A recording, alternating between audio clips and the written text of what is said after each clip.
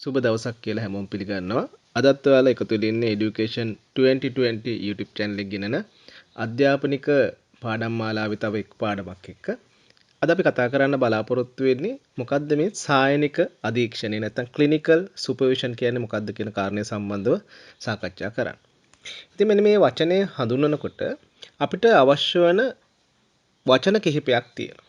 එතන මේ සායනික අධීක්ෂණය කියන වචනය පිළිබඳ හැඳින්වීමක් සිදු කරනකොට මෙන්න මේක අපි සිදු කරන්න ඕනේ සායනික පරිසරයක් තුල. ඒ කියන්නේ සායනික පරිසරයක් තුල කියලා කියන්නේ මේකෙදි අපේ සේවාලාභී රෝගියෙක් ඉන්න ඕන.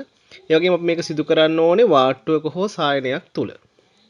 ඒ වගේම තමයි මෙන්න මේ දේ කරන්නේ අපි කාටද කිසියම් පුහුණු කණ්ඩායමකට.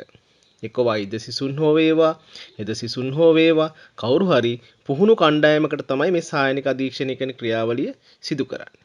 ඉතින් මේකෙන් මේ මගෙන් බලාපොරොත්තු වෙන්නේ මොකද්ද? ඔවුන්ගේ දැනුම, දක්ෂතා, ආකල්ප වර්ධනය කරන්න අවශ්‍ය කටයුතු සිදු කරන එක. ඒ වගේම මෙන්න මේක විධිමත් ක්‍රියාවලියක්.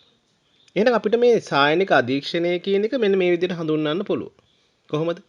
රෝගියා මුල් කරගෙන නැත්තම් කේන්ද්‍ර කරගෙන සාත්තු සපයන සේවා ස්ථානයකදී, කියන්නේ වාට්ටුවක් හෝ සායනයක් තුලදී කිසියම් පුහුණු කණ්ඩායමකට, හෙද සිසුන් හෝ කවුරුහරි පුහුණු කණ්ඩායමකට ඔවුන්ගේ දැනුම දක්ෂතාව වර්ධනය කරගන්නත්, ඒ වගේම තමයි ආකල්ප හැඩගස්වා ගන්නත් මඟ පෙන්වන විධිමත් ක්‍රියාවලියක් විදියට සායනික අධීක්ෂණය හඳුන්වන්න පුළුවන්. මොකද්ද?